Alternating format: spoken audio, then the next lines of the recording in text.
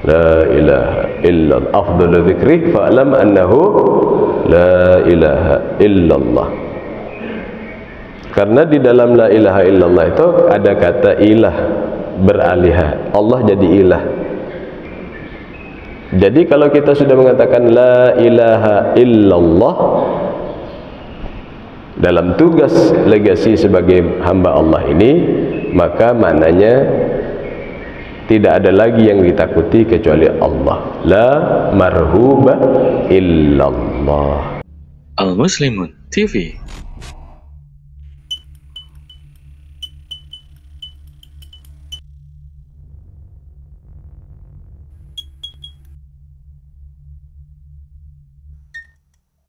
أعوذ بالله السميع العليم من الشيطان الرجيم. بسم الله الرحمن الرحيم. السلام عليكم ورحمة الله وبركاته. الحمد لله رب العالمين الذي أرسل رسوله بالهدى ودين الحق ليظهره على الدين كله وكفى بالله شهيدا. أشهد أن لا إله إلا الله أشهد أن محمدا عبده ورسوله. اللهم صل وسلم وبارك على سيدنا محمد لا نبي بعده. Hadirin yang dirahmati Allah Subhanahu wa taala, para alim ulama, para guru, para inspirator, para pemuda, bapak-bapak dan ibu-ibu yang hadir pada pagi yang dirahmati Allah Subhanahu wa taala, wabil khusus Bapak Ketua DKM. Terima kasih atur nuhun. Bapak Ketua DKM Masjid Al-Muslimun yang dirahmati Allah Subhanahu wa taala, bapak-bapak dan ibu-ibu pengurus yang dimuliakan Allah, yang memfasilitasi zikir pagi kita pada pagi ini. Kita berada di dalam nikmat terbaik ketika berada bersama Al-Quranul Karim. Maka kita bersyukur kepada Allah Subhanahu wa taala bahwa pada takdir yang mulia ini kita menghirup nafas bersama Al-Quranul Karim, meminta hidayah kepada Allah Subhanahu wa taala bersama Al-Quranul Karim. Mari kita meminta ampun kepada Allah agar kalbu ini menjadi bersih, sehingga Allah Subhanahu wa taala memahamkan Al-Quranul Karim di dalam dada kita ini, mengaku salah kepada Allah Subhanahu wa taala, mengingat aib-aib yang kita miliki, dosa-dosa yang sudah kita lakukan, amanat-amanat yang belum ditunaikan sebagai orang tua, sebagai saudara, sebagai anak, sebagai pasangan, sebagai tetangga. Kita minta ampun kepada Allah Subhanahu wa taala.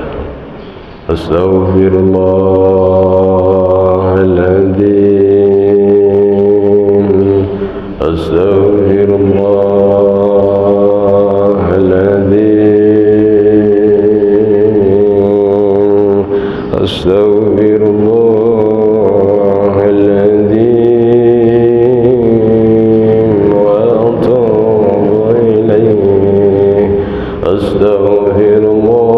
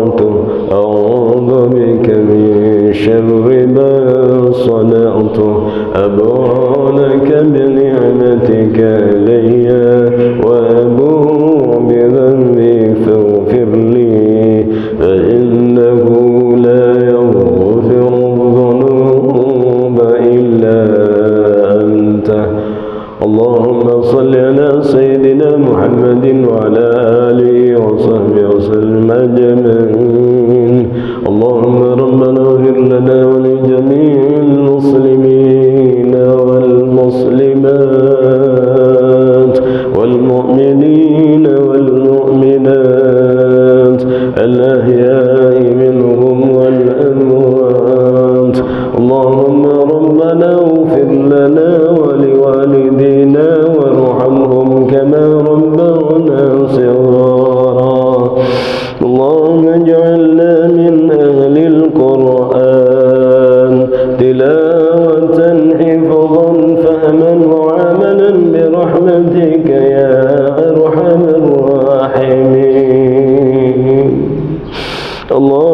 ربنا هب لنا من أزواجنا وذرياتنا قرة أعين واجعلنا للمتقين إماما ربنا آتنا في الدنيا حسنة وفي الآخرة حسنة وقنا عذاب النار وصلى الله على سيدنا محمد النبي الأمي وعلى آله وصحبه وسلم الحمد لله رب العالمين.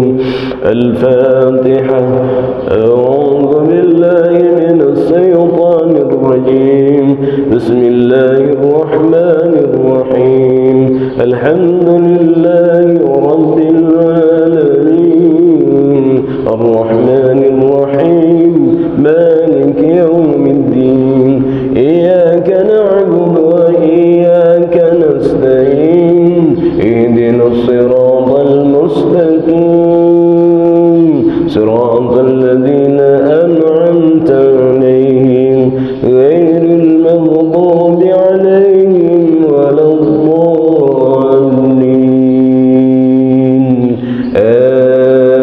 آمين.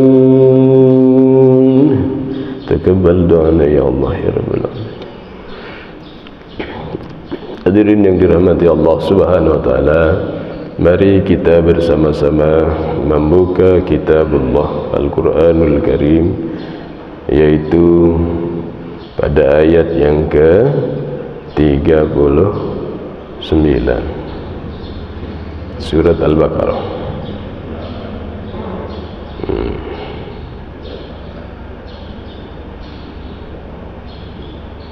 Mulai 38 ya. Ya, 38 sampai dengan 43. Surat Al-Baqarah, surat kedua,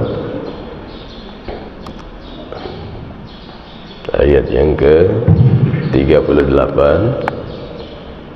sampai ayat yang ke-43.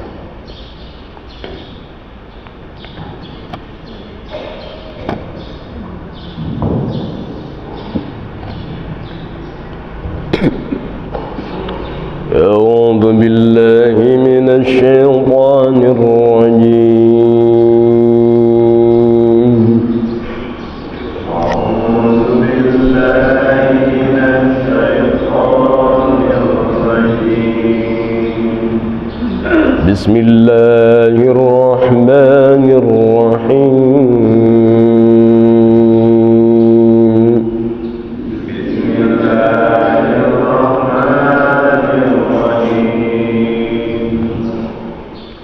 اهبطوا منها جميعا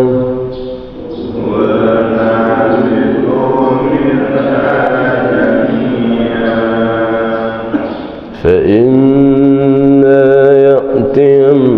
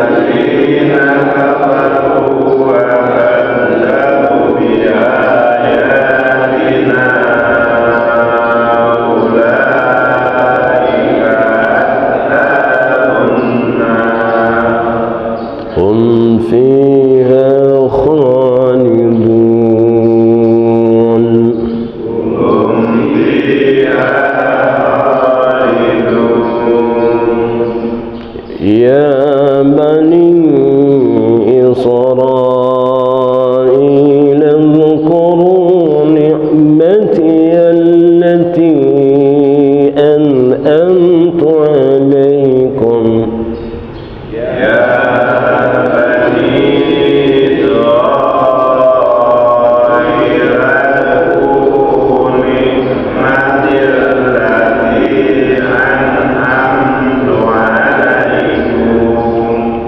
وأوفوا بعهدي أوف بعهدكم وإياي فارهبون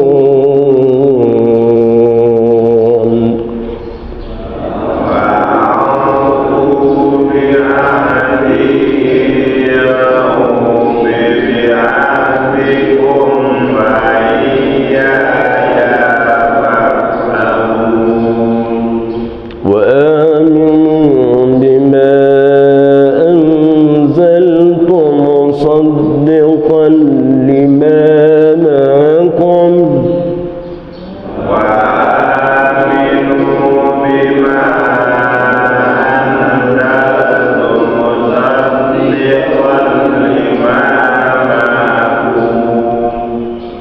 ولا تكونوا أول كافر به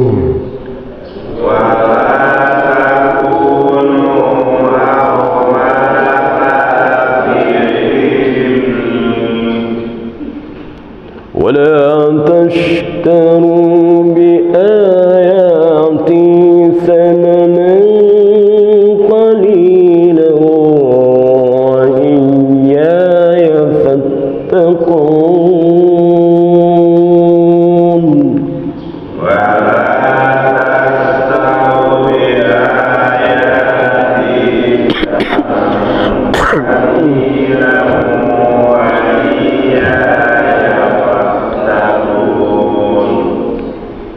ولا تلبسوا الحق بالباطل وتكتموا الحق وأنتم تعلمون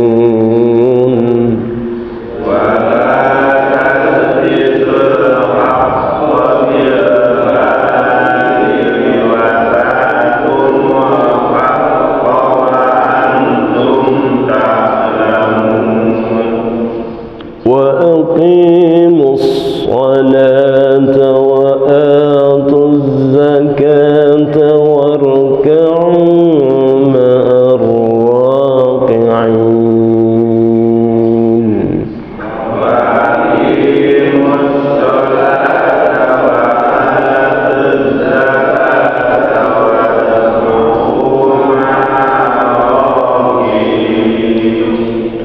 صدق الله العظيم.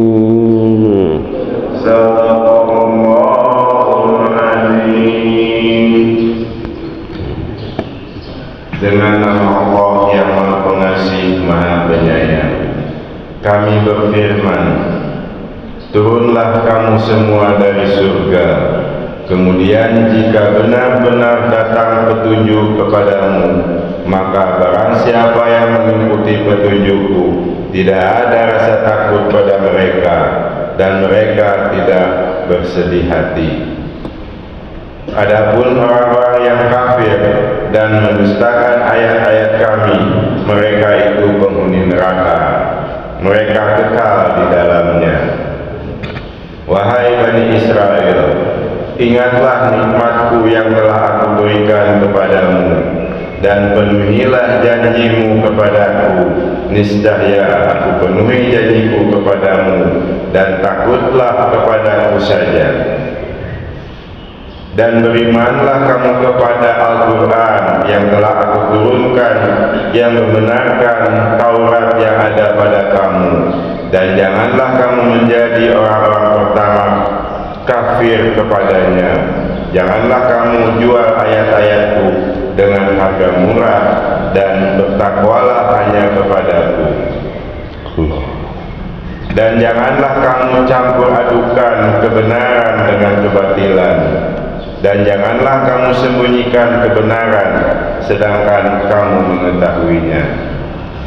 Dan laksanakanlah sholat, tunaikanlah zakat, dan rukuklah beserta orang yang rukuk. Sadaqallahul azim. Maha benar Allah dengan segala firman-Nya. Maha benar Allah dengan Sadaqallahul azim. Hatur nuhun kebaya Buya Rufinus yang dirahmati Allah Subhanahu wa taala, membacakan kitabullah. Semoga yang membacakan terjemahan, yang mendengarkan, dan semua yang mendapatkan kesempatan membaca kitabullah mendapatkan rahmat dari Allah Subhanahu wa taala. Amin ya Allah ya rabbal alamin. Amin ya Allah. Hadirin yang dirahmati Allah Subhanahu wa taala, maka pada pagi yang mulia ini kita mendapatkan barakah dari Allah Subhanahu wa taala dengan ayat yang merupakan kelanjutan dari kisah prototipe pada kajian kita pada bulan sebelumnya. Prototipe tentang kehidupan, bahwa kita ini akan terjadi perulangan dari kakek buyut kita. Kakek buyut kita Nabi Adam alaihissalam. Maka setelah mendapatkan ilmu pamungkas, yaitu ilmu taubat, maka mendapatkan tugas turun ke muka bumi. Al-hubut itu, ihbitu itu yang turunlah, tentunya ihbitu itu adalah dari ketinggian kepada yang lebih rendah, atau bergeser dari sebuah tempat ke tempat lain dalam sebuah penugasan, perintah dari Allah Subhanahu wa taala. Misalnya pada Bani Israel nanti ihbitu misran, yaitu pindah ke Mesir gitu. Nah, jadi hadirin yang dirahmati Allah Subhanahu wa taala, tugas di muka bumi ini adalah legasi kita dari Allah Subhanahu wa taala, harus dilaksanakan. Kalau tidak, nanti ya kita tidak melaksanakan amanat ketuhanan ini pada kaki kita, pada tangan kita, pada pankreas kita, pada ginjal kita, pada telinga kita, dan kita seenaknya sebagai makhluk Allah. Jadi ditugaskan oleh Allah Subhanahu wa taala untuk kemudian menjadi khalifah fil ard. Demikian pembahasan sebelumnya itu. Khalifah fil ard, bukan hanya khalifah fil Bantar Jati, tapi khalifah fil ard. Jadi capacity building yang harus dilakukan oleh seorang yang mengaku beriman membaca syahadat itu, dia harus punya kapasitas khalifah fil ard, bukan hanya fil kota Bogor, fil ard. Itu yang membuat para budak, para pembantu rumah tangga, ketika mengenal Islam, mereka langsung bangkit. Nanti ketika dibahas di dalam surat Al-An'am ayat 108 dan sekitarnya itu, maka ketika anak-anak muda menjadi bangkit, maka mereka kemudian, mereka ini pemimpin Quraisy ketakutan, memanggil Rasulullah sallallahu alaihi wasallam dengan menggunakan arbitrase dari pamannya, yaitu Abu Talib, dipanggil. Nanti itu kalau membahas tentang asbabun nuzulnya kelihatan semua. Lalu ditanya, Muhammad, apa yang kau sebenarnya inginkan dengan ajaran ini, mengajarkan Islam semacam ini? Ihbitu minha jami'an, apa tugasnya, legasinya apa sebenarnya ihbitu turun ke bumi ini? Maka hadirin yang dirahmati Allah Subhanahu wa taala, Rasulullah sallallahu alaihi wasallam mengajarkan tauhid. Ya ammi qul la ilaha illallah. Paman, baca la ilaha illallah. Karena mengerti artinya la ilaha illallah, pamannya marah-marah. Jadi orientasinya langsung kekuasaan. Karena mengerti la ilaha illallah itu. Tahlil itu bagian dari tauhid rububiyatullah. Muhammad hadhil amru tukrihul muluk satuharibunal arab wal ajam. Muhammad, kalau engkau teruskan ajaran seperti ini, engkau nanti dianggap kelompok berbahaya yang engkau akan diperangi oleh orang Arab dan non-Arab sekalipun. Jadi kalau orang mengerti la ilaha illallah itu langsung orientasinya politik. Kalau ngerti la ilaha illallah, la ilaha illallah afdalu dzikri fa'lam annahu la ilaha illallah.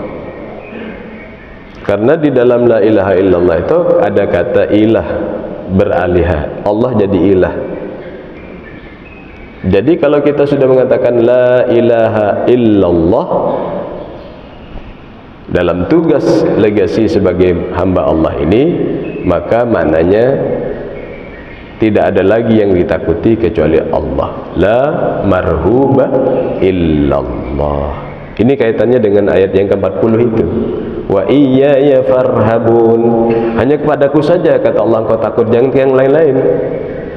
Maka orang yang tadinya minder, takut ngobrol ketemu orang, nggak berani ngedredeg ketemu manusia itu, langsung dia percaya diri kalau dia memahami tentang tugas turun ke muka bumi yang namanya ihbitu itu. Oh, ini rupanya tugasnya. Maka dijelaskan nanti di situ wa iyaya farhabun. Jangan takut ke siapa lagi. Maka ketika itu dilakukan oleh seluruh nabi, termasuk kanjeng Nabi Muhammad SAW, muncullah kemudian kekuatan pemahaman itu. Maka kalau orang ngaji Islam, resultantenya itu dua. Satu, dia itu al-hurriyah. Dua, dia itu as-sajah. Jiwanya merdeka dan jiwanya pemberani. Itu aja cara menguji kita ini sudah benar akidahnya atau tidak. Merdeka, jiwanya pemberani. Seperti Umar, kadang-kadang dia berada dalam protokoler ketika dia mengendalikan bisnis yang besar, sehingga pernah didoakan oleh Rasulullah SAW, ya Allah masukkanlah di antara dua Umar, Amr bin Hisham atau Umar ibn al-Khattab. Amr bin Hisham itu pemimpin Darun Nadwah, kalau Umar ibn al-Khattab pemimpin mafia. Masukkan di antara ini Allah. Itu ketika kemudian Rasulullah SAW melakukan lobby-lobby untuk berdakwah. Itu dijelaskan nanti dalam chapter Abasa wa Tawalla. Jadi akhirnya kemudian Umar yang dapat, Umar ibn al-Khattab radhiyallahu anhu, dan beliau adalah orang yang luar biasa. Berpakaian seperti pebisnis biasa, berpakaian tambal-tambal biasa, berjalan di protokoler itu biasa, juga tidur di lantai, di tanah juga biasa. Itu yang namanya al-hurriyah, relax. Kita nggak takut apapun. Nah, itu pelajaran mendasar dari sejak kita mendapatkan kisah tentang ilmu pamungkas namanya taubat. Itu mulai itu di situ tuh. Hadirin yang dirahmati Allah Subhanahu wa taala, maka kalau kita mendapatkan petunjuk dari Allah, segera bersyukur. La in syakartum la azidannakum. Begitu kita bertemu dengan hidayah, ambil. Karena setan sebenarnya dapat jin juga dapat juga waktu itu, tapi nggak diambil. Yaitu perintah Allah, kan langsung diperintahkan untuk sujud. Itu petunjuk dari Allah, nggak diambil. Maka orang dahulu, supaya kita ini ulama terdahulu mengajarkan kita dekat dengan kebenaran, kumpulono wong kang soleh. Jadi kita nggak enak untuk berbuat tidak baik, karena di sekitar kita, environment kita itu, sekitar kita itu adalah orang-orang soleh. Jadi nggak enak kalau kemudian kita melakukan keburukan. Tapi kalau kita ngumpul-ngumpul dengan orang buruk, kita juga ada naudzubillah min dzalik yang malu kalau tidak ikut-ikutan minum. Ada kawan-kawan ini ketika diundang duta besar dikasih wine, lalu dalam perasaan tidak enak ada yang tidak minum, ada yang diangkat wine-nya, tos. Nanti kita diajarin tos nanti begini, itu dalam surat At-Tur kalau sudah masuk surga ada tosnya nanti. Ini para eksekutif beberapa CEO itu diangkat tos gitu, terus gini, aduh nggak enak gitu minum. Terus ada yang kemudian beralasan, ya seloki 2 seloki bagus lah buat jantung katanya. Wine, khamar. Ini alasannya karena pembicara pengen minum. Dari tadi maaf ya saya izin minum. Bismillahirrahmanirrahim. Ada yang ditempel begini. Diminum enggak kan? Enggak, cuma ditempel. Kenapa? Minder sama orang kafir, takut. Fa iya ya farhabun, mestinya kalau sudah memahami itu diambil hidayah, sukalah berkumpul dengan orang soleh, jangan orang-orang yang toleh, yang buruk, nanti ke bawah. Tapi bukan berarti kita tidak bergaul. Hadirin yang dirahmati Allah Subhanahu wa taala, orang-orang yang ingkar kepada Allah, kita ingat kata kafir itu langsung kalau ketemu ayat kafir, ayat ke-39 itu, kemudian ini untuk orang kafir, bukan untuk saya, skip, lewatin. وَالَّذِينَ كَفَرُوا وَكَذَّبُوا بِآيَاتِنَا أُولَئِكَ أَصْحَابُ النَّارِ هُمْ فِيهَا خَالِدُونَ. Skip, lewatin. Ini bukan ayat untuk saya, ini untuk orang kafir. Saya kan sudah baca syahadat. Ayat ini untuk kita semuanya yang baca kitabullah. Karena dalam ayat yang ke-8 dikatakan ada orang yang mengatakan beriman pada Allah dan hari akhir ternyata kafir. Wa minan nasi may yaqulu amanna billahi wa bil yaumil akhir wa ma hum bimu'minin. Maka termasuk yang sedang berbicara ini selalu menjaga jangan sampai jebakan 24 jam dari syaitan itu membuat kita tergelincir jadi melakukan perilaku karakter kekafiran. Bentuknya adalah mendustakan dari ayat-ayat Allah. Enggak kok, saya enggak mendustakan, bahkan saya baca. Enggak, benar tuh ayatnya. Mereka balasannya neraka. Bentuk-bentuk pendustaan itu macam-macam. Hadirin yang dirahmati Allah Subhanahu wa taala, maka orang yang mendustakan agama ini macam-macam bentuknya. Yang pertama adalah mereka ini tidak merasa takut dengan ayat Allah. Maka ada sebuah hadis, kalau ingin mengetahui orang yang benar bacaannya tentang Quran, kan kita sering belajar tahsin itu tiap hari. Kalau ingin tahu tentang orang yang benar bacaannya dengan Quran adalah ketika engkau mendengarnya sedang membaca Quran, engkau merasakan bahwa orang ini sedang takut pada Allah. Itu cara tahsin Quran itu yang sedang kita pelajari. Itu hadisnya begitu. Maka barang siapa yang tidak melakukan kitabullah, man lam yataghanna bil Quran falaysa minna, kata Rasulullah. Barang siapa yang tidak melakukan ketika membaca Quran, dia tidak termasuk kami, kata Rasulullah. Sehingga sahabat itu kalau baca Quran seperti serulingnya Nabi Daud baca Quran. Hadirin yang dirahmati Allah Subhanahu wa taala, maka ada orang yang membaca Al-Quran itu kemudian ya sekedar dongeng saja yang mereka lakukan itu, bahwa ini sekedar kebiasaan pagi dan sore. Itu direkam oleh Allah Subhanahu wa taala, bentuk-bentuk perkataan itu di dalam surat Al-Furqan ayat 5. Wa qalu asatirul awwalin katabaha fayatumla alaihi bukratan wa asila. Ini cuma dongeng-dongeng orang terdahulu, dituliskan nanti dibacakan, itu pengajian pagi sore formalitas. Jadi mereka tidak mau mendalami,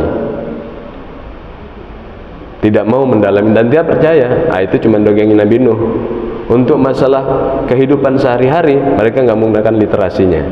Bongkar seluruh literasi apa yang ada di dalam tulisan-tulisan ilmiah dan kebijakan-kebijakan di dalam membuat aturan-aturan dalam kehidupan. Banyak dari mereka yang tidak malu pakai kitabullah sebagai konsideran pertama latar belakang dari pengambilan kebijakan. Tapi insyaallah dengan kajian yang rutin luar biasa dari Masjid Al-Muslimin ini, moga-moga kita menjadi kuat memegang kitabullah, tidak minder dengan kitabullah. Akhirnya di negeri yang kaya raya bisa banyak hutangnya, minder pada kitabullah. Hadirin yang dirahmati Allah Subhanahu wa taala, dan mereka ini salah satu ciri bentuk mendustakannya adalah mereka mengatakan api neraka enggak bahaya-bahaya amat gitu. Bahkan mereka bercanda, nanti paling masuk neraka itu sehari 2 hari, nanti tolong panggil saya ya Allah. Fama asbarhum benar, berani-beraninya mereka pada neraka. Jadi bentuk pengingkaran terhadap kitabullah setelah ada tugas itu, mendustakan itu, omongannya begitu. Dia direkam dalam surat Al-Baqarah ayat 80. Wa qalu lan tamassana an-naru illa ayyaman ma'dudah. Orang yang mendustakan ayat Allah itu cirinya bilang begini, paling masuk neraka beberapa hari, nanti celup-celup, dicelup di Al-Kautsar, masuk lagi ke surga. Itu ciri pendustaan terhadap ayat Allah. Enggak ada rasa bergetarnya ketika mendengar neraka itu. Padahal hadirin yang dirahmati Allah Subhanahu wa taala, orang itu masuk neraka itu luar biasa. Maka di dalam sebuah hadis Rasulullah sallallahu alaihi wasallam pernah ditanya, "Hal yakhruju minan nari ahadun?" Ya Rasulullah, apakah ada orang yang keluar dari api neraka ya Rasulullah? Maka Rasulullah sallallahu alaihi wasallam menjelaskan, "Wallahi la yakhruju minan nari ahadun hatta yamkuthu fiha ahqaban." Wallah, kata Rasulullah, tidak ada seorang pun yang dikeluarkan dari neraka sebelum tinggal di dalamnya berabad-abad. Ingat di dalam surat An-Naba tuh, hafalan surat An-Naba, labithina fiha ahqaba. Mereka tinggal di sana itu berabad-abad. Apa ahqaba itu? Ahqaba itu jamak dari hikbun. Ahqaba itu berahqab-ahqab dalam surat itu. Apa jamaknya? Apa hikbun itu? Hikbun itu 70 tahun. Setiap tahunnya itu 360 hari dan setiap harinya sama dengan 1000 tahun menurut hitungan kita. Jadi orang itu tidak dikeluarkan dari neraka kecuali yang katanya dibersihkan itu nanti. Itu kecuali dia tinggal berahqab-ahqab. Kalau yang lain itu tidak hidup, tidak mati, kekal. Maka jangan bercanda-canda dengan neraka, mengatakan nanti kita dicuci-cuci, gosong-gosong, dicuci-cuci. Yang berani-berani begitu itu termasuk orang yang berani mendustakan ayat Allah dan tidak takut. Maka di dalam surat An-Naba, orang yang begitu itu disebutkan la yarjun hisaba. Mereka enggak bergetar dengan azab itu, enggak takut. Maka yang disebut dengan takwa itu, takut itu supaya orang kembali takut kepada azab. Diulang-ulang dalam kitabullah. Itu yang sering diingatkan pada tiap hari Jumat. Hadirin yang dirahmati Allah Subhanahu wa taala, maka orang-orang yang demikian itu tidak akan pernah merasa yang benar imannya, melaksanakan tugas sebagaimana tugas turun ke muka bumi itu, tidak akan pernah sedih, tidak akan pernah berduka. Alla takhafu wala tahzanu. Arahnya begini, jangan takut melihat masa depan, jangan sedih melihat masa lalu. Looking forward. Jadi orang yang sudah mendapatkan tugas keislaman, mengerti tentang hakikat ini, dia tidak pernah bicara berandai-andai. Maka di dalam akidah itu kalau orang berbicara berandai-andai itu tercela. Coba ya kemarin saya begini, coba ya kemarin kita begitu, coba dahulu tahun lalu kita melakukan itu. Enggak ada. Orang itu buang waktu dalam Islam. Maka dia selalu mengatakan, lihat ke depan. Allah takhafu wa la tahzanu. Di dalam surat Ali Imran 139 nanti dikatakan Allah takhafu wa la tahzanu wa antumul a'laun. Kalian number one, juaranya. Tapi kok umat Islam enggak juara-juara? Lihat di dalam surat Ali Imran apa yang sebenarnya dilakukan dan apa yang sebenarnya tidak dilakukan oleh umat Islam. Ada masalah. Maka hadirin yang dirahmati Allah Subhanahu wa taala, disampaikan setelah itu lanjut dengan cerita perintah pada Bani Israel. Kok Adam alaihissalam, ibunda Hawa, Bani Israel, umat Islam. Seakan-akan terjadi lompatan-lompatan. Tidak, itu one flow, satu aliran. Hadirin yang dirahmati Allah Subhanahu wa taala, maka ketika ada perintah kepada Bani Israel itu di dalam Al-Qur'an, karena Bani Israel itu ceritanya rentang kendalinya sebenarnya panjang. Israel itu adalah nama dari Yakub. Dan Yakub alaihissalam itu keturunannya banyak nabi, 124.000 nabi. Maka orang yang mengerti kitabullah, dia mengetahui peta jalan. Maka yang tidak tadabur, dia mengkunci mati kalbunya. Ngurus pemerintahan, ngurus ekonomi, ngurus keluarga, ngurus budaya, ngurus kesehatan, nanti dia terkunci kalbunya. Afala yatadabbaruna al-Qur'an am ala qulubin aqfaluha. Mengapa mereka tidak tadabbur Al-Qur'an? Atau mereka mau mengkunci mati kalbunya? Surat Muhammad ayat yang ke-24. Maka hadirin yang dirahmati Allah Subhanahu wa taala, Bani Israel itu rentang kendali sejarahnya panjang. Maka ada dua hal dalam hal tentang ayat Bani Israel. Yang pertama adalah kejadian berulang. Yang kedua, bisa jadi kita semua sampai akhir zaman ada yang kecipratan DNA-nya Bani Israel. Karena dia 124.000 nabi menyebar di seluruh penjuru dunia. Yang ikonik itu 25. Sehingga dua pendekatan ini adalah kenapa Bani Israel itu kemudian menjadi contoh yang kemudian kita bisa gunakan. Tapi ayat ini sering digunakan sebagai proxy war untuk menyerang umat Islam. Ayat yang 40 ini, bahwa orang Israel tuh hebat-hebat, negeri Israel tuh.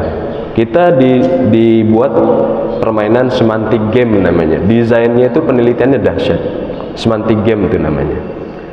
Jadi gerakan Zionis dari Yahudi itu kemudian memilih tempat yang di sana Palestina, dan mereka memilih diksi namanya Israel. Sehingga begitu kata Bani Israel, langsung kita melayang ke sana. Apalagi dikatakan, oh Bani Israel itu orang-orangnya pinter, apa lingkar kepalanya gede-gede, hebat-hebat. Itu proxy war benar. Sehingga kemudian kita minder ketemu orang Yahudi. Oh Yahudi hebat-hebat. Apa sebenarnya nikmat Allah yang diberikan kepada kaum Yahudi itu? Kepada Bani Israel mah, bukan Yahudi. Yahudi dan Bani Israel jauh beda, bukan. Maka itu dijelaskan di dalam pidato kebangsaan Nabi Musa alaihissalam ketika menyelamatkan Bani Israel. Itu bukan bangsa Israel ya, Bani Israel itu dari Mesir. Ketika di sana ada pidato Nabi Musa. Apa yang disebut nikmat itu adalah ketika Nabi Musa alaihissalam mengajarkan kepada Bani Israel itu bahwa mereka diberi nikmat itu pada surat Al-Maidah ayat ke-20. Wa idh qala Musa liqaumihi ya qaumi dhkuru ni'matallahi 'alaikum idh ja'ala fiikum anbiya'a wa ja'alakum muluka. Itu pidato kebangsaannya. Ketika Bani Israel itu kan kena penyakit penjajahan, minder ketemu orang, takut ketemu orang. Penyakit penjajahan dalam surat Al-Maidah Al-Baqarah nanti kita pelajari itu: 1. Malas, culas; 2. Culas; 3. Tidak tahu terima kasih; 4. Pengkhianat. Bangsa yang pernah terjajah akan mengalami ini. Pembersihan otaknya harus dengan kitabullah. Maka dipidatokan sama Nabi Musa, kalian itu mendapatkan nikmat dari Allah. Kenapa? Idza ja'ala fikum anbiya, pada tubuh kalian itu mengalir darah-darah para nabi. Artinya ahli ibadah. Wa ja'alakum muluka, dan di darah kalian mengalir darah raja-raja. Itu yang disebutkan mengembalikan kepada jati diri kemanusiaan. Maka orang yang kemudian jauh dari keislaman itu memisah ini, namanya sekuler. Sama dengan ajaran di luar Islam, ini ada namanya Brahmana, urusan agama-agama, ini ada namanya Satria. Kalau Islam tidak. Ini pidatonya itu. Apa nikmat pada Bani Israel dan kita semuanya itu adalah di darah kita itu mengalir darah Abdullah dan darah Khalifah. Itu penjelasannya. Seperti dua keping mata uang, muka mata uang dalam satu keping mata uang yang tidak terpisah, menyatu dalam sebuah tubuh. Dia adalah ahli ibadah ketika wa ma khalaqtul jinna wal insa illa liya'budun. Maka ini sebentar lagi kan ada pergantian ketua umum Majelis Ulama Indonesia. Saya sampaikan ke kawan-kawan di sana. Mari para ulama ini mengembalikan positioning yang kuat, jangan terjadi sekularisasi. Di sini ulama, di sini umara. Ulama itu adalah dalam bahasa Al-Qur'an itu adalah yang takut kepada Allah. Itu ulama, surat Al-Fatir ayat yang ke-28. Jadi jangan sampai kemudian ulama urusin suci-suci, umarok boleh kotor-kotor. Tidak. Ulama itu mengerti semuanya sebagaimana nikmat Allah kepada Bani Israel dan pidato Nabi Musa kepada Bani Israel. Menyatu dalam tubuh ahli ibadah dan ahli penguasaan. Itu dia. Itu pidatonya 5:20. Maka kemudian kalau orang mendengarkan Islam semacam ini, bangkit dia. Az-zaimul alim wal alimuz zaim. Dia orang yang tinggi ilmunya tapi leadershipnya hebat. Orang yang leader tapi tinggi ilmu agamanya, menyatu dia. Itu namanya Islam. Dan itu legasi yang ada di dalam kitab Allah. Maka hadirin yang dirahmati Allah Subhanahu wa taala, maka kalau sudah ada bimbingan dari kitabullah, ambil semuanya. Musaddiqul lima baina yadayhi itu artinya menyatu semua, menumpuk di dalam kitab-kitab berikutnya. Nanti penjelasan pada ayat yang Al-Qur'anul Karim itu ayat yang ke-41 surat Al-Baqarah itu nanti jungto surat 3 ayat 81. Ketika Nabi itu berjanji mitsaqun ghalidha, bukan baiat. Berjanji mitsaqun ghalidha pada Allah menjadi nabi, itu ada janji, ada kitab, dan kitab itu nanti merupakan kumpulan kitab berikutnya, dan kitab berikutnya nanti harus dijaga. Itu musaddiqan lima baina yadayhi. Tapi kalau pakai terjemahan, maka musaddiqan lima baina yadayhi itu artinya sekedar mengatakan membenarkan kitab terdahulu. Ini yang kita minta revisi. Apa membenarkan kitab terdahulu? Artinya cuma dua. Satu, membenarkan kitab sebelumnya. Satu, itu cuma mengatakan memang benar ada kitab-kitab, kitab Taurat, kitab Zabur, kitab Injil. Terus gimana? Nggak tahu, saya pokoknya ada. Itu namanya membenarkan.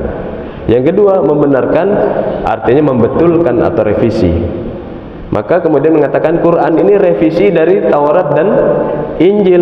Kalau gitu Allah yang awal akhir, maha awal dan akhir, ada revisi dan ada cacat dalam mengendalikan alam semesta. Itu masalah itu. Maka musaddiqan lima baina yadayhi ini, kalau ini kitabullah, ini Al-Qur'anul Karim, maka yang namanya Injil ada di sini. Di dalam Injil ada Taurat, maka ada macam perjanjian baru, perjanjian lama. Ini menyatu semua di sini. Ketika ada orang yang membuka-buka mengatakan ini ada temuan kitab terdahulu, Umar pernah buka itu, tutup Umar. Karena yang terdahulu itu pasti yang ada ditulis itu, dicetak itu ada distorsi, kata Rasulullah. Nanti pada Al-Baqarah berikutnya ketahuan. Oh, ini sebabnya mereka kemudian ngarang-ngarang masuk neraka cuma beberapa hari. Nanti ayat berikutnya, halaman berikutnya, pertemuan berikutnya nanti kita. Kata Rasulullah, sudah nggak usah pakai ini. Kalau Musa alaihissalam ada, dia langsung ngaji Quran, kata Rasulullah sallallahu alaihi wasallam. Jadi kita sangat bersyukur mendapatkan kitabullah yang lengkap, yang seluruh kitab terdahulu sudah berkumpul di dalam kitabullah. Maka nanti menghadapi bagaimana konglomerasi yang kemudian mengambil sumber daya paling dasar, air, bukan cuma emas, minyak, dan gas alam, air sampai diambil, itu ketemu nanti cara solusinya di dalam menghadapinya menggunakan caranya Nabi Saleh. Kalau kemudian ada orang yang kemudian membuat sistem sehingga orang tidak bisa keluar, mengubah mikyal dan timbangan, kwitansi diubah-ubah, membuat sistem sehingga orang harus berbohong di dalam itu cara keluarnya menggunakan cara Nabi Syuaib. Ada shortcutnya. Kok kita nggak tahu? Ya kita hataman tapi tidak tadabbur, tidak digali kenapa diksi itu dipilih begini. Maka hadirin yang dirahmati Allah Subhanahu wa taala, moga-moga kita mendapatkan selamat dengan tidak mencampur adukan yang batil dan hak, wala talbisul haq wal batil. Sudah jelas yang hak tuh, petanya sudah jelas gitu, ditata matriksnya. Maka perintahnya adalah tegakkan salat. Jadi turun ke muka bumi itu tegakkan salat, bayar zakat, mengerti tentang regulasi dan delegasi zakat. Bukan cuman gini, ini bayar zakat udah. Yang disebut dengan wa'atuz zakah, itu tahu zakat itu setelah dikeluarkan regulasinya seperti apa. Dia menyelamatkan 8 asnaf, 4 personal, 4 sistem. Itu fakir, miskin, amil, mu'allaf, itu personal. Sistem fi sabilillah, ibnu sabil, fil gharimin, fil riqab. Kalau ini dipakai oleh masjid, nggak ada orang yang kemudian bangkrut ekonomi dalam Islam. Tapi kita sering meniru-niru orang yang ya tidak ada standar dalam kitabullah. Orang bilang entrepreneur, kita itu bilang entrepreneur. Maka kita kalah. Apa dampaknya? Lihat peta di Indonesia. Dari 65 juta UMKM di Indonesia, 95% sekarang ini mikro, bahkan ultra mikro. Kita niru-niru orang. Di Quran diajarkan bukan entrepreneur, di Quran diajarkan berjamaah. Nanti itu di dalam mengenalikan surat Al-Anfal. Bahasa yang agak keren-kerennya bahasa Bantarjati itu kooperatif trainer kalau mau ditiru. Tapi karena kita niru-niru, kalah kita akhirnya. Namanya entrepreneur mana bisa dibikin kolaborasi, bikin kartel, nggak bisa. Itu bukti di Indonesia. Maka hadirin yang dirahmati Allah Subhanahu wa taala, jangan campur aduk yang hak dan yang batil, sudah ada petanya. Dan sholat yang benar itu menyelesaikan fahsya dan mungkar. Inna sholata tanha anil fahsya wal mungkar. Ini dibahas di chapter rumah berbahaya, namanya rumah laba-laba, surat Al-Ankabut ayat 45. Sesungguhnya sholat itu mencegah dari fahsya dan mungkar. Jadi perintah belajar sholat bukan sekedar kemudian mengetahui cara-caranya, lalu mempertentangkan ketika takbirnya berbeda, ketika tasyahudnya berbeda, ketika sedekapnya berbeda, ketika setelah i'tidal beda-beda. Maka sholatnya Rasulullah SAW bisa memimpin sholatnya kaum terdahulu, Nabi terdahulu di Isra Mi'raj itu. Ya kan, Rasulullah jadi imam. Jadi sholat itu intinya membuat perubahan yang fahisah dan mungkar itu jadi hilang. Jadi belajar sholat khusyuk mestinya bukan sekedar kita jadi soleh pribadi, tapi terjadi perubahan karena tugas kita itu dimulai dari tugas turun ke muka bumi, itu ihbitu itu tadi. Jadi ini harus jangan dipecah-pecah membahasnya, satu flow. Moga-moga pelajaran tentang kitabullah ini kita dapatkan secara utuh dan melihatnya secara berkesinambungan. Wallahu a'lam bishawab. Mohon maaf kalau ada kekurangan. Silakan kalau ada tambahan-tambahan dan pengayaan dari hadirin yang dirahmati Allah Subhanahu wa taala.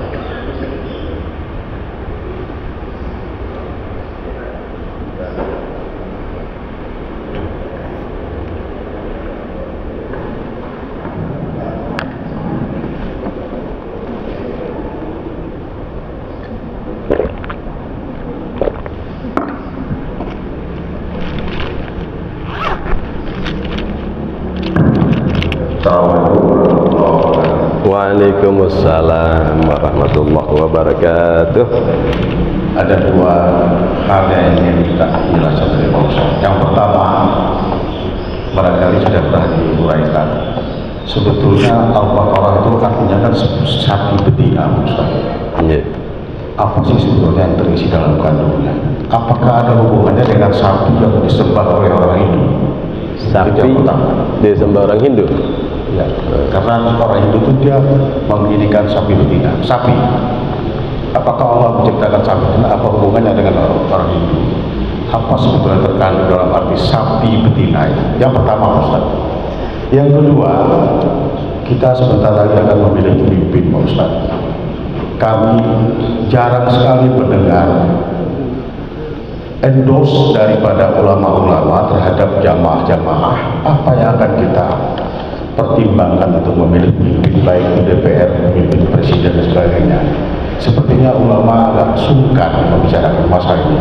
Kalau bisa jelaskan. Terima kasih. Assalamualaikum warahmatullahi wabarakatuh. Waalaikumsalam warahmatullahi wabarakatuh.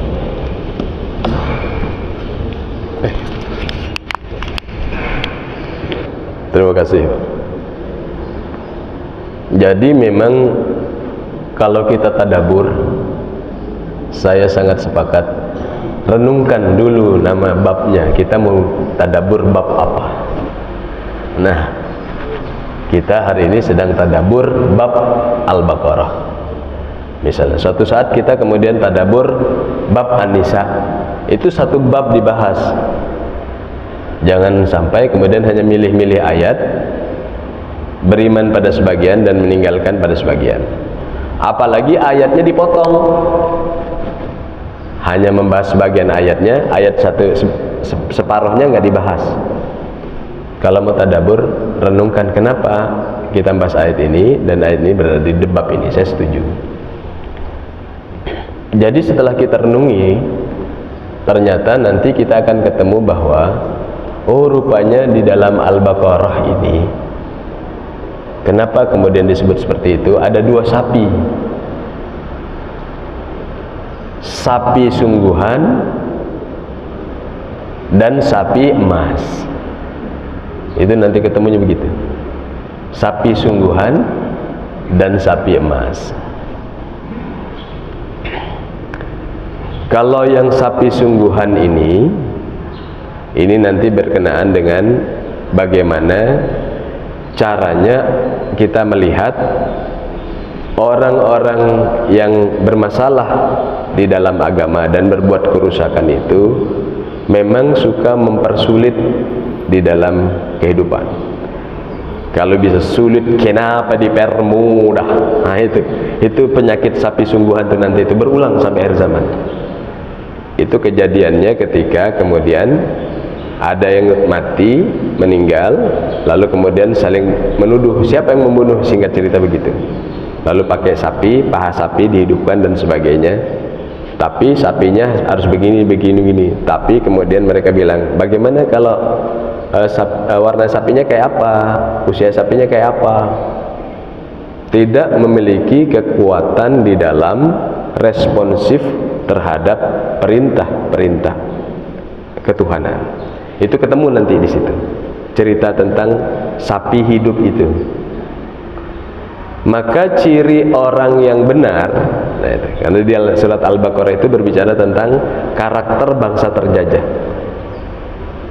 Dia selalu ngeles, apa ngeles itu ya? Excuse, alasan. Kenapa kamu begini? Kok begini? Kok nggak berhasil? Begini. Maka kalau memanage organisasi di mana di situ ada bangsa terjajah yang ada di situ, menurut pelajaran surat Al-Baqarah, jangan ditanya alasannya, karena orang yang bangsa terjajah itu banyak alasan. Cara memimpinnya adalah bagaimana besok, tomorrow bagaimana, supaya ini tidak terjadi. Begitu caranya. Karena nanti kalau ditanya alasannya, dia banyak alasan. Besok supaya nggak ini terulang, bagaimana caranya? Nah, gitu caranya. Itu pelajaran dari sapi hidup namanya. Orang tuh banyak alasan. Itu nanti ketemu tuh detailingnya tuh. Nanti kita ketemu ayat ini kan globalnya aja. Kalau sapi emas, Sapi emas itu juga nanti adalah perilaku dari bangsa terjajah. Mereka nggak mau kerja keras, maunya instan. Ini ada penggandaan uang, misal gitu. Nanti ikut dia penggandaan uang. Ini ada investasi untungnya lebih besar dari ini, ikut dia. Dia nggak mikir-mikir lagi. Nanti baru kemudian ketahuan investasi bodong, penggandaan uangnya palsu. Itu nanti di sapi emas. Kenapa begitu? Karena Samiri itu ngiming-ngiminginnya begitu. Nanti detailnya. Emas yang dibawa dari Mesir, kan tadinya bawa emas tuh Bani Israel. Emas yang dari Mesir itu sini jangan dibawa berat, padahal Nabi Musa alaihissalam mengajarkan supaya bawa emas dari Mesir, itu kan 600.000 itu untuk devisa sebentar lagi perjuangan. Nabi Musa sedang berkhalwat, kemudian Samiri berulah. Udah katanya, sini aja dibakar jadi lembu yang bisa bersuara. Pembahasannya itu nanti di dalam apa namanya, lembunya itu, sapi emasnya itu ada lubang-lubangnya katanya, ada fluida yang kalau kena angin dia bersuara, namanya khuwar. Di Quran namanya, bahasanya khuwar. Nanti akan ada pebisnis khuwar. Lihat nanti bentuknya.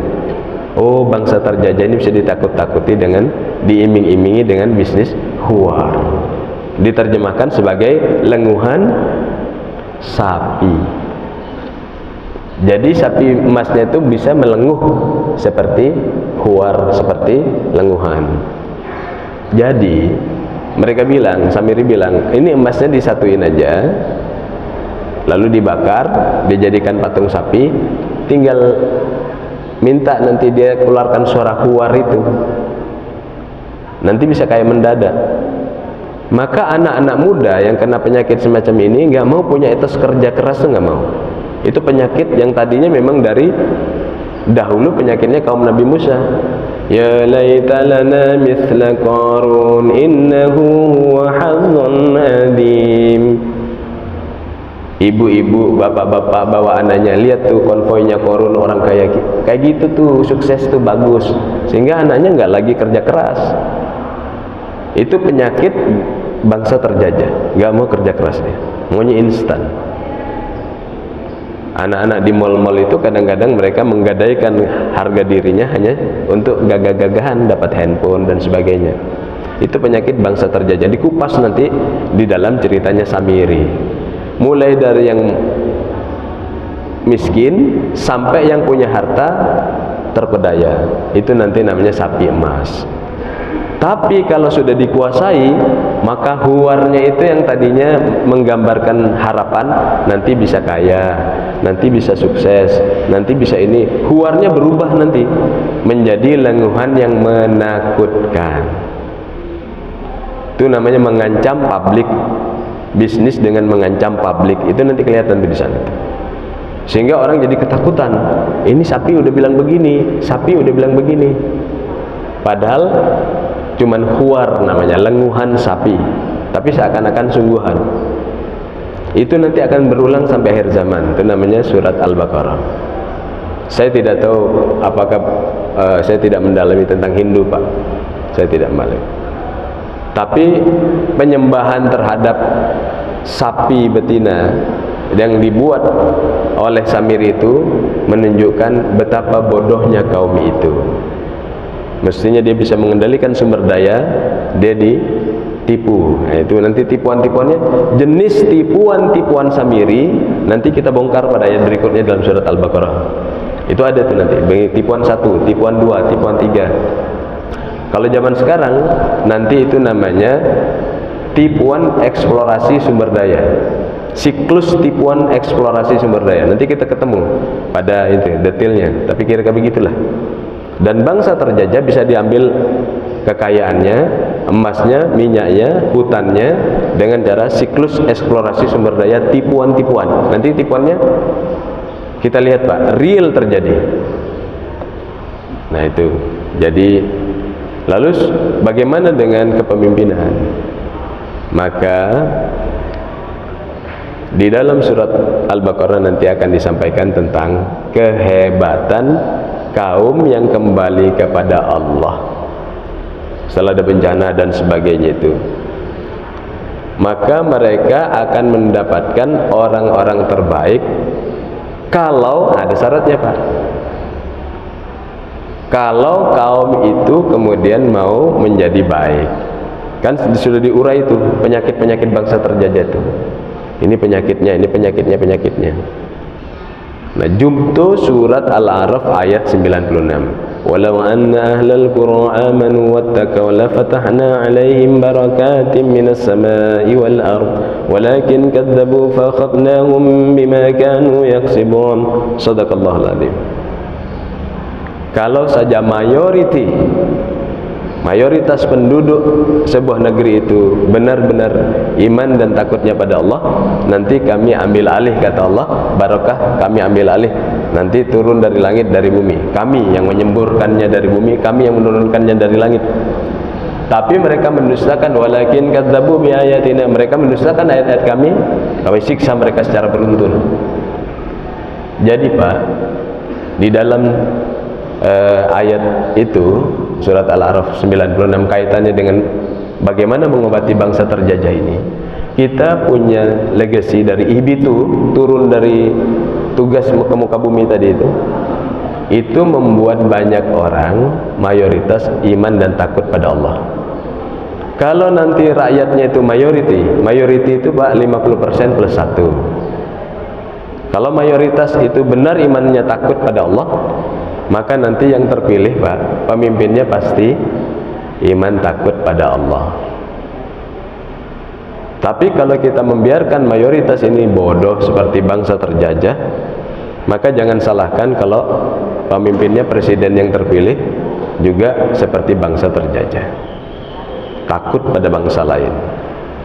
Maka mengembalikan pada kitabullah ini terjadi perbaikan sebuah kondisi masyarakat dan yang dipimpinnya di setiap zaman. Begitulah putarannya. Jadi kalau kita melihat ulama, siapa yang sebenarnya ulama itu? Maka ini sedang terjadi polemik ini di Majelis Ulama Indonesia. Apakah ulama itu nanti MUI itu isinya ormas atau isinya tokoh? Karena sekarang sudah mulai ada tuh akademisi dan sebagainya, pas ditanya ini dari ormas mana, ini ada di MUI, nggak jelas juga. Lama-lama itu isinya orang-orang tokoh semata, bisa terjadi pergeseran.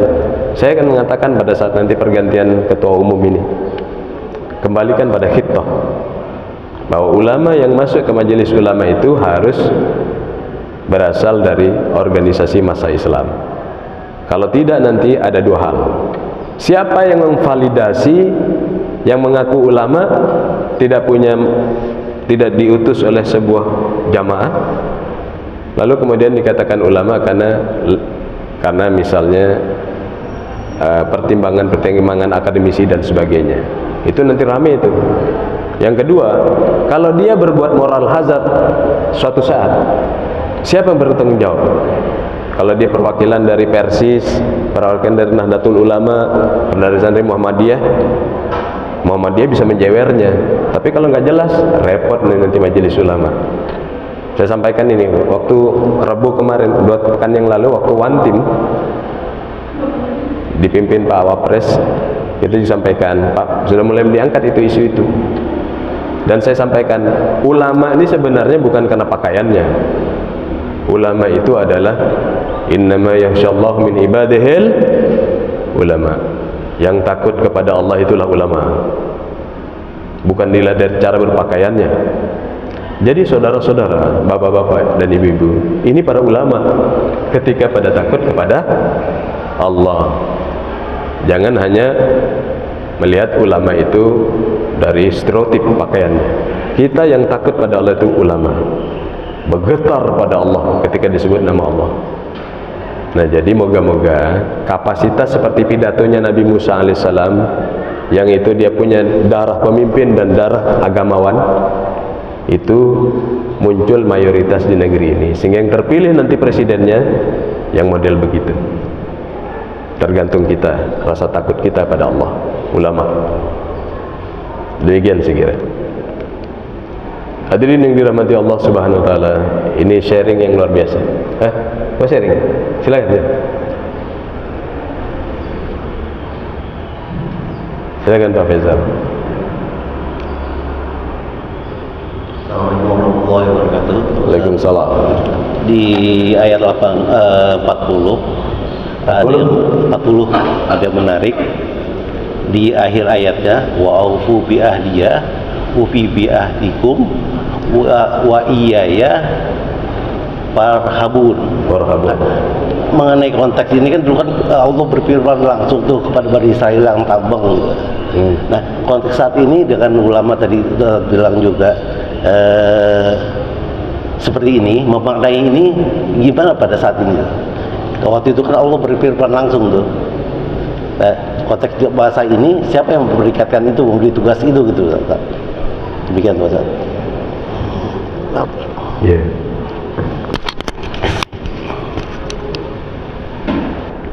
Jadi ini menarik. Ini ayat kalau dibaca terjemahan seakan-akan bukan untuk kita, tapi untuk Bani Israel. Ini bukan Jama'al Muslimun ini Bani Israel.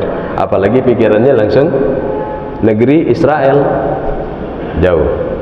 Ini kita baca hataman. Ya Bani Israel dzkuru ni'mati allati an'amtu 'alaikum wa aufu bi ahdi ufi bi ahdikum wa iyaya farhabun. Jadi Bani Israel itu melakukan perjanjian, kan panjang Bani Israel itu, rentang kendali sejarahnya. Seluruh nabi, saya ulang tadi, 124.000 nabi, dan jarak nabi-nabi itu ada yang jaraknya ratusan tahun, bukan tetanggaan begitu. Nanti penjelasan itu ada di dalam 3164, chapter 3 ayat 164. Jadi kita mengetahui rentang kendali sejarah yang panjang. Nah, bandelnya Bani Israel, maka nanti di Al-Quran disebutkan Bani Israel itu melakukan 2 kali kesalahan. Maksudnya bukan 2 kali 1, 2, tapi siklus. Setelah sadar salah lagi, setelah sadar salah lagi. Ini nanti penjelasan tentang siklus 2 dan siklus 4 kita bahas pada waktu yang akan datang. Ngulang lagi, dinasihati bandel, ngulang lagi. Siapa yang melakukan seperti itu? Ya kita juga, nanti disebutkan pada surat yang lain. Ketika di tengah laut ada ombak besar, ngaku paling taubat, ampun Allah. Tapi begitu sampai dermaga udah lupa lagi. Nanti masuk lagi ke laut, ada topan taifun, ngeri, ampun Allah, paling taubat. Nanti sampai dermaga, turun, merapat, berubah lagi. Itu digambarkan secara umum. Artinya penyakit model begini yang disebutkan penyakit Bani Israel itu juga ada pada seluruhnya. Maka ayat ini tidak pensiun, termasuk kita, termasuk yang sedang berbicara ini terancam. Maka Bani Israel itu sampai untuk fakta integritasnya bukan lagi pakai kitab. Pakai apa perjanjian yang disebut mitsaqun ghalidha itu? Enggak begini lagi. Saya berjanji, enggak begitu. Enggak pakai kitab lagi. Pakai apa? Gunung. Kenapa pakai gunung? Karena kitab aja mereka coret-coret. Maka nanti disebut ada ahlul kitab, ada modus orang ngaku rohaniawan untuk akses kekuasaan. Maka tadi kalau dilanjutkan sama Bapak siapa tadi? Nanti akan ada pola rohaniawan main-main kitabullah, menjual ayat dengan murah, ujung-ujungnya mau merapat pada kekuasaan. Nanti ada tuh ayatnya. Itu nih, jangan jual ayat dengan murah. Maka Bani Israel melakukan itu. Bandel perjanjian fakta integritasnya, akhirnya di janjinya itu pakai gunung. Wa iyaya farhabun. dan kau harus takut benar-benar sama, maka berjanji. Maka perjanjian itu disebut mitsaqun ghalidha. Ada 3 mitsaqun ghalidha. Perjanjiannya Bani Israel, perjanjiannya para nabi yang mau jadi nabi, perjanjiannya ketika ada seorang anak laki-laki berani akdun nikah. Tuh. Maka tidak boleh dibuat herai, canda itu, akdun nikah itu. Akhirnya keluarganya jadi nggak kuat, nggak solid, karena nikahnya dijadikan buat canda-canda. Padahal seperti perjanjian Bani Israel dan perjanjian para nabi. Nah, perjanjian macam begitu itu untuk memunculkan rasa rohaba itu. Apa rohaba itu? Rasa takut. Maka supaya kita selalu terbaharui rasa takut kita, wa iyaya farhabun, dan hanya kepadakulah rasa takut itu engkau tumbuhkan. Maka kata Rasulullah sallallahu alaihi wasallam, jaddidu imanakum, perbaharui iman kalian. Karena iman itu naik turun, yazid yangkus, yazid yangkus, yazid yangkus. Iman itu naik dan turun. Naiknya karena iman, naiknya turunnya karena maksiat. Nah, maka kata Rasulullah, perbaharui iman kalian. Kaifa nujaddidu imanana ya Rasulullah? Bagaimana kami memperbaharui iman kami ya Rasulullah? Aktsiru min qawli la ilaha illallah. Perbanyak baca tahlil la ilaha illallah. Salah satu makna dari la ilaha illallah itu tadi itu la marhuba illallah. Jadi kalau kita sedang tahlil itu la ilaha illallah, la ilaha illallah, itu salah satu maknanya tidak ada yang saya takuti kecuali engkau ya Allah. Saya takut pada orang tua karena engkau suruh. Maka terjadilah kalau orang macam-macam sama Allah, anaknya mulai nanya sama orang tuanya,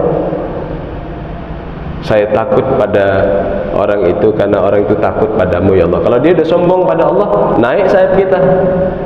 Itu akidah namanya. Wa a'rid 'anil jahilin, downgrade dia.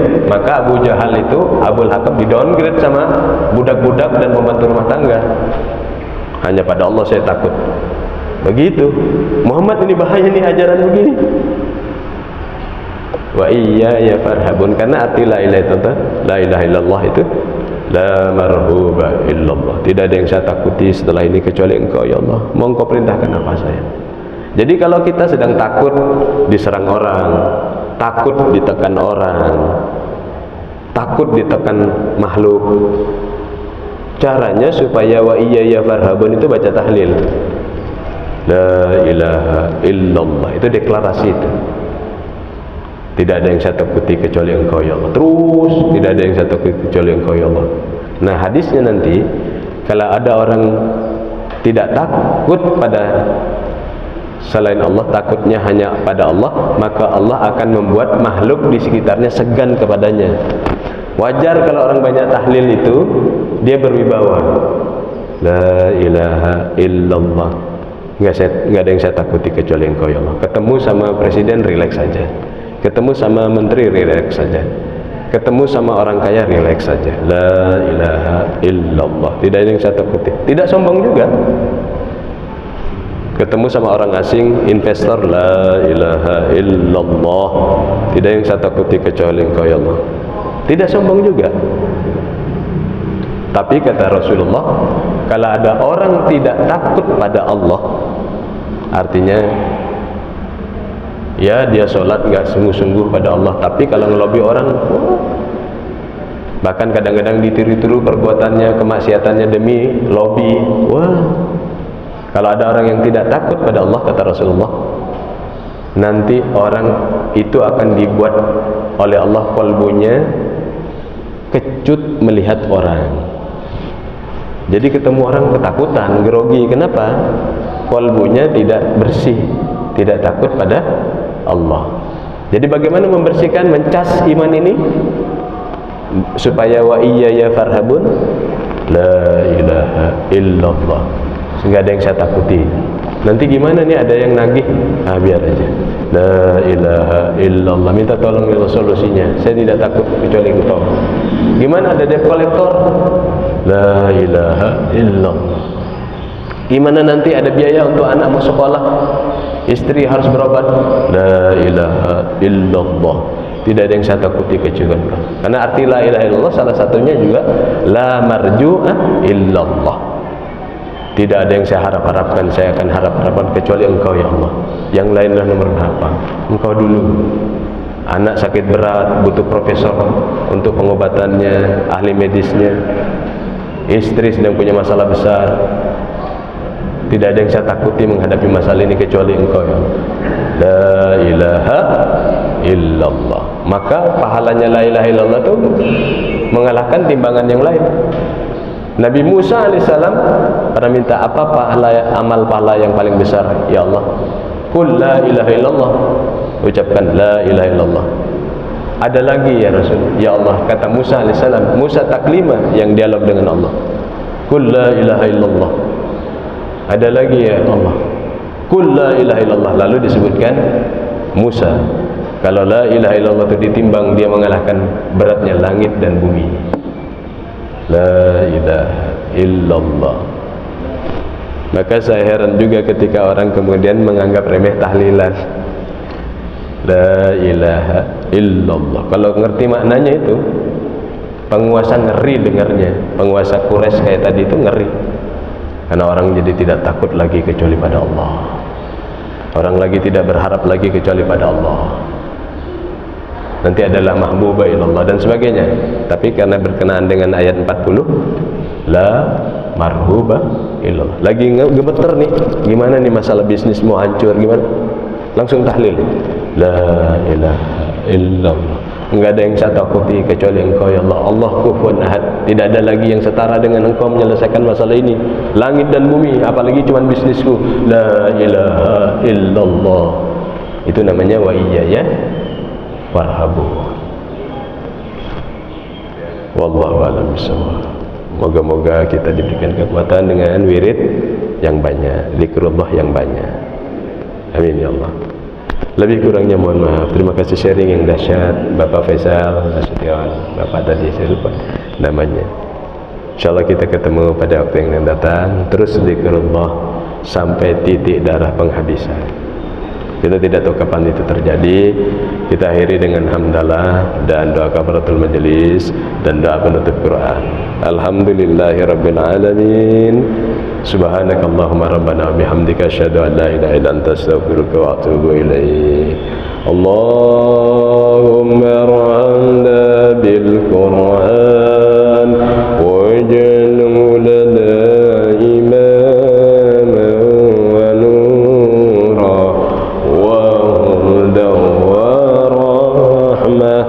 اللهم ذكرنا منه ما نسينا وعلمنا منه ما جهلنا وارزقنا تلاوته آناء الليل وأطراف النهار واجعله لنا حجة يا رب العالمين. والحمد لله رب العالمين. والله يقول الحق وهو يهدي السبيل. السلام عليكم ورحمة الله وبركاته.